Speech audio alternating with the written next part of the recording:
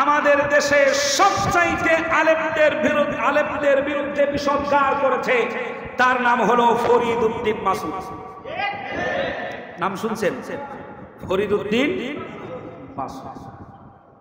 ফরিদ উদ্দিন মাসুদ তো সেই ব্যক্তি যে ব্যক্তি হেফাজতে ইসলামকে জঙ্গিবাদ বলে আখ্যায়িত করেছিল এবং 13 সালে কওমি উলামায়ে কেরাম একত্রিত হয়ে ফরিদ উদ্দিন মাসুদকে ঘোষণা করেছিল, অবাঞ্ছিত বলে ঘোষণা করে দেওয়া হয়েছিল।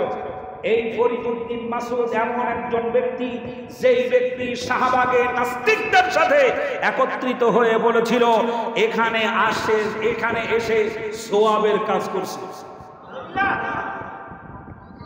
ও সোয়াব কোথায় পাইছে? শাহবাগে গিয়া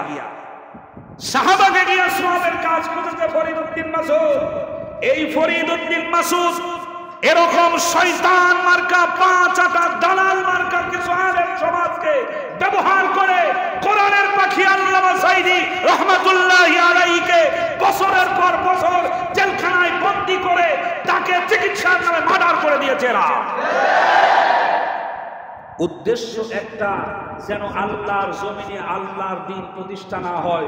ওরা ভালো করে জানে দ্বীন যদি প্রতিষ্ঠা হয় তাহলে আমার বাবার বানানো এই রকমের পীরের দরবার আর টিকে থাকবে না।